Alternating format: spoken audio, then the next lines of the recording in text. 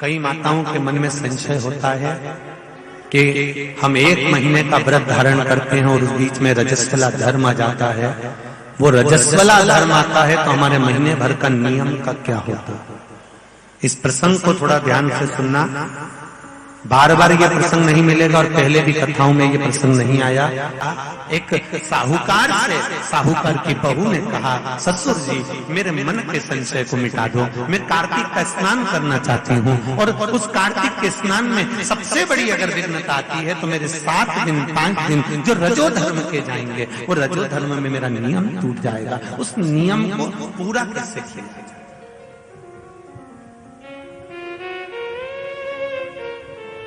वो नियम पूरा कैसे होगा? कार्तिक के महीने का स्नान करने वाले जरा ध्यान देंगे, चाहे वैशाख स्नान करें चाहे माघ का स्नान करें, मेरी माताओं का रजो धर्म 7 दिन 1 महीने के अंदर आ ही जाता और आया तो वो नियम टूटा। उस नियम को पूर्ण कैसे करा जाए? कहा साहूकार ने कहा कि बहू मैं इतना विद्वान तो नहीं हूं, ज्ञानी तो नहीं हूं, पर मैं मेरे गुरु से इस बात को स्मरण कर आऊंगा। अब बहू को कार्तिक का महीना आ रहा है, कार्तिक के महीने का उसको इंतजार था, वो इंतजार में बैठी है। मात्र कार्तिक आने में 8 दिन बचे थे, कार्तिक के महीने के स्नान में लगा हुआ है। आज बहू 8 दिन बचे और बहू का भोजन छूट गया, उसका भोजन नहीं भाई मिला, अंदर जाइए। किसी चीज को पाने की जब तमन्ना होती है ना तो खाना पीना छूट जाता है। ये नागेश्वर मंदिर महिला मंडल से पूछ लेना। बहू की नींद चली गई, उसको भोजन नहीं भागा, नींद गई, भोजन भाया, बड़ी दुखी। साहूकार को कोई मिला चाहे ना मिला, इस बहू की आंख का अश्रु तुलसी के क्यारे के पास गिर गया। तुलसी के क्यारे के पास आंसू गिरा, अश्रु गिरा। महाराज अब बहू की आंख का अश्रु झलका, तुलसा महारानी की कुछ कृपा, देवर्षि नारद ने एक साधु का रूप धारण कर, साधु का रूप धारण करता देवर्षि नारद जिस मार्ग से साहूकार जा रहा था उसी मार्ग पर एक वृक्ष के नीचे जाकर बैठ गए। वृक्ष के नीचे बैठे और बैठते ही साहूकार ने देखा कि बहुत पहुंचे हुए बाबा लग रहे हैं, चंदन का तिलक लगा है, कंधे पर यज्ञोपवीत पड़ा हुआ है, बड़ी बड़ी जटा जूट है, मुख पर कुछ तेज बड़ा प्रकाश दिख रहा है, रुद्राक्ष की गले में माला पड़ी हुई है, हाथ में तुलसी की माला धरी हुई है। और साहूकार ने जाकर हाथ जोड़कर निवेदन करा, बाबा जी, ओ बाबा जी, मेरे मन के संशय को मिटा दीजिए। बाबा जी ने पूछा क्या बात है बाबा? साहूकार जी बोले मेरे बहू के मन का संशय है, नारी जब कार्तिक के महीने का स्नान करती है या माघ महीने का स्नान करती है या वैशाख महीने का स्नान करती है या चैत्र महीने का स्नान करती है, नारी जब पूर्ण 1 महीने का स्नान करती है तो बीच में जो रजस्वला धर्म आ जाता है, नारी 5 दिन 7 दिन जो काम नहीं कर पाती है, वो रजो धर्म के समय पर, रजस्वला धर्म के समय पर उसका 1 महीने का नियम खंडित हो जाता है। तो वो खंडित हुआ नियम पूर्ण कैसे हो, उसका वर्णन आप मुझे बता दीजिए। वो नियम मुझे बता।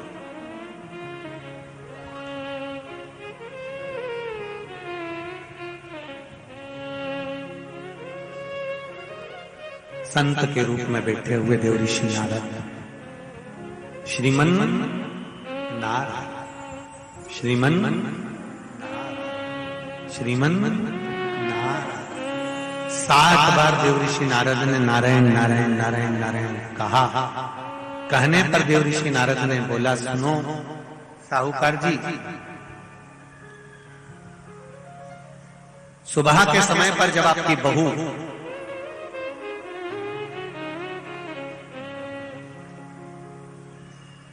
मंदिर की ओर जाए तो उसको इस मार्ग की ओर लेकर आना।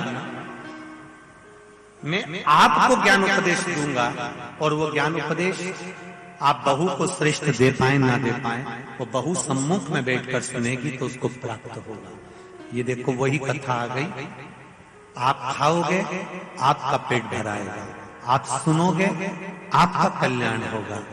बेटों बेटियों को लेकर आओ, बहुओं को लेकर आओ, बच्चों को लेकर आओ, उनके सुनने से उनका लाभ, उनका लाभ। साहूकार घर गए, बहू से कहा बेटा एक संत अपने गांव में आए हुए हैं और वृक्ष के नीचे बैठे हुए हैं, चलो आप चलकर उनसे अपने प्रश्न को कर लो। बहू ने भगवान का नाम लिया, स्मरण करती हुई बहू पहुंची और बहू ने जाकर तुरंत हाथ जोड़कर निवेदन किया, बाबा जी 1 महीने तक नारी कार्तिक का स्नान करती है, 1 महीने तक नारी माघ का स्नान करती है, 1 महीने तक नारी वैशाख का स्नान करती है, 1 महीने तक नारी चैत्र का स्नान करती है, बीच में अधिक मास का स्नान करती है। उस बीच में नारी का जो रजो धर्म आ जाता है, रजस्वला धर्म आ जाता है, उस समय पर नारी का जो करा हुआ व्रत है 1 महीने का वो खंडित हो जाता है। उस व्रत की पूर्णता कैसे मानी जाए? तो उस समय पर देवऋषि नारद जो संत के वेश में थे, उन्होंने कहा कि बहू एक काम करो पुत्री, कार्तिक महीने के पीछे के जो 5 दिन 7 दिन पचवीगन के होते हैं, अगर नारी का रजस्वला धर्म बीच में आ जाता है तो पीछे के 5-7 दिन में से अगर 1 दिन भी नारी ब्रह्म मुहूर्त का स्नान कर कर, सुबह का स्नान कर कर तुलसी में दीप प्रज्वलित कर देती है तो उसके बीच का जो खंडित भाग है वो समाप्त हो जाता है, उसे पूर्ण फल की प्राप्ति। अब फिर सुन लीजिए अच्छे से, अगर मान लो वो पचवीगन में ही नारी का रजो धर्म आ गया तो बहुत बहुत ध्यान से सुनना। ये कथा हरिहर शिव महापुराण की कथा जो भीकन गांव वालों को मिली है, संपूर्ण विश्व के कल्याण के लिए बहुत ध्यान देना। हर नारी का प्रश्न है, प्रत्येक नारी के प्रश्न ये सम्मुख में रहता है। मान लो आपने कहा कि रजो धर्म आ गया मध्य में, तो आप पीछे के 5 दिन स्नान करो। वो 5 दिन में अगर रजो धर्म आ गया फिर शिव महापुराण की कथा कहती है, घर में रहने वाली कोई कुंवारी कन्या, घर में रहने वाला कोई पुत्र, घर में रहने वाला पति, घर में रहने वाली सास, घर में रहने वाली कोई सौभाग्यवती नारी, जेठानी, ननंद, देवरानी, या घर में रहने वाला कोई पुरुष अगर बाहर स्नान करने नहीं भी जा सकता, ब्रह्म मुहूर्त में प्रातः के समय पर यदि तुलसी में एक दीप और एक संध्या के समय पर दीप लगा देता है तो भी नारी का नियम पूर्ण हो जाता है, वो नियम खंडित नहीं, नियम खंडित। क्या 5 दिन के स्नान का फल है? हाँ, और तुझे मौका मिलेगा तो तुझे समझ में आएगा। देवऋषि नारद ने बस इतना कहा, उसका फल क्या है तुझे मौका मिलेगा जब मालूम पड़ेगा। तब बहू को समझ में नहीं आया कि आखिर ये सब क्या कहा। देवऋषि नारद कहकर चले गए। साहूकार की बहू रोज प्रातः का कार्तिक का स्नान करने लगी। कार्तिक का स्नान रोज बहू करती, रोज ब्रह्म मुहूर्त में स्नान कर कर आती। बहू को नहीं मालूम कि नगर के राजा का लड़का युवराज अपनी पत्नी के साथ स्नान करने आता। राजा और रानी भी स्नान करने आते हैं, युवराज अपनी धर्मपत्नी के साथ स्नान करने आता है। आज युवराज को बड़ा बुरा लगा। युवराज ने देखा कि मैं घाट पर नहाने के लिए आता हूं, पर यह घाट गीला कैसे हो जाता है? मतलब मेरे स्नान के पहले कोई स्नान कर रहा है, मेरे स्नान के पहले कोई स्नान कर रहा है। मुझे ऐसा लगता है जरूर कोई ना कोई आता है। युवराज ने, राजा ने अपने नगर के सैनिकों से बोला, पता लगाओ कि सुबह स्नान करने कौन आता है। सैनिक लगते उससे पहले ही साहूकार की बहू स्नान कर कर चली जाती। दिखाई नहीं दिया, समझ नहीं आया। आखिरी के 7 दिन बचे थे, 8 दिन बचे थे राजा के दूत ने फिर युवराज ने कहा मुझे पता लगा कर बताओ फिर मेरे स्नान से पहले कौन स्नान करता है, घाट को गीला कौन कर देता है। क्रोध में आकर कहा मालूम नहीं पड़ पाया। एक दिन रानी को, इस साहूकार की बहू को मालूम पड़ा कि युवराज मेरा पता कर रहा है, मेरा पीछा कर रहा है, तो बहू ने तुरंत सुबह जल्दी स्नान करा और भागी। भागते समय उसके गले की माला और पांव की एक मोजड़ी छूट गई। माला और मोजड़ी छूट गई। माला मोजड़ी छूटी, चली।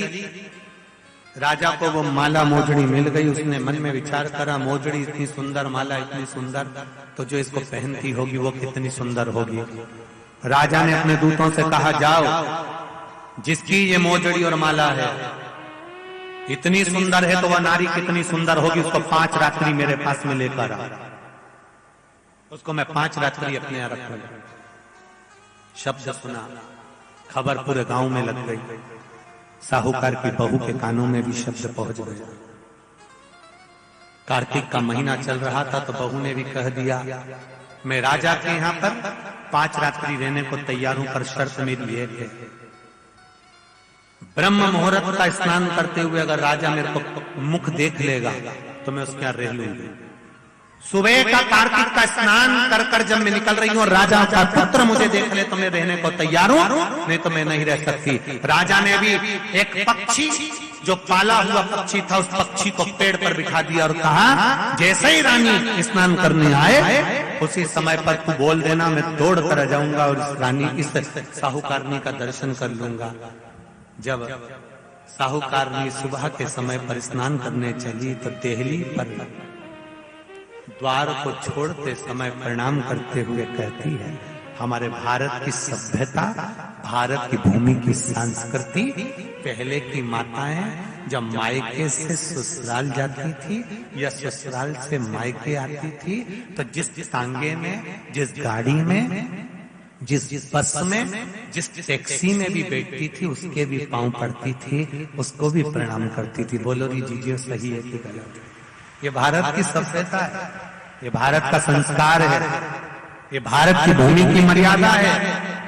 जिस भूमि पर से जा रही, ससुराल से मायके जाएगी तो जिस बस में जाती थी उसके पांव पड़ती थी, बैलगाड़ी में जाए, टांगा गाड़ी में जाए, घोड़ा गाड़ी में जाए, उसके पांव पड़ती थी। घर से निकलते समय प्रणाम कर कर जाती।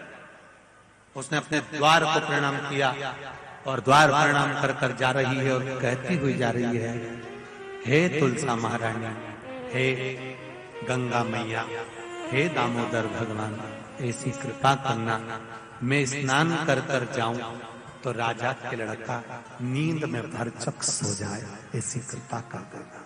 तोता बोलता रहा, राजा का लड़का सोता रहा। पहला दिन निकल गया। दूसरे दिन राजा के लड़के के मन में प्रश्न आया कि मैं तोते से पूछूं, क्यों रे तोता, क्या वो साहूकार की बहू नहीं आई थी? आई थी, स्नान करके गई, तो मैं जग नहीं पाया। उसने विचार करा कुछ ऐसा काम करता हूं, पुड़िया में लेकर बैठ गया मिर्ची, रात्रि को डाल ली आंख में, रात भर नींद नहीं आएगी। साहूकारनी फिर चली, द्वार को छोड़कर प्रणाम करा, दरवाजे को प्रणाम कर कर, द्वार को पूजन कर कर, जब प्रणाम कर कर चली तो निवेदन कर कर चली, हे द्वार देवता, राजा के लड़के को सुला देना। तो ये स्कंद पुराण की बात शिव महापुराण में भी लिखी गई। पशुपति व्रत में एक नियम है, जब मंदिर में दिया लगाकर जाते हो तो घर के दरवाजे के राइट सीधे हाथ पर दिया लगाते हो। बोलो सही है? सीधे हाथ पे दिया लगाने का महत्व क्यों है? क्योंकि हम मंदिर से चलकर जब आते हैं, अपने घर के सीधे हाथ की ओर जब दिया लगाते हैं तो भगवान से निवेदन करते हैं कि मेरा ये द्वार है और आपके भरोसे पर है, आपको संभालना। दूसरे दिन उसने मिर्ची डाली राजकुमार ने, तो भी उसकी नींद लग गई। तीसरे दिन उसने अपने शरीर पर कट लगा लिया, किसकी जलन होगी तो नींद नहीं आएगी, मालूम पड़े तो भी नींद आ गई। चौथे दिन उसने आगी जलाकर बैठ गया तो भी नींद आ गई। पांचवें दिन भी उसको नींद आ गई। 5 दिन तक उस साहूकारनी का मुख नहीं दिखा। राजकुमार घर चले गया, गुस्से में लाल हो गया, शरीर में कोई रोग हो गया, शरीर कोड़ी हो गया, टपकने लगा, खाल गलकर गिरने लगी।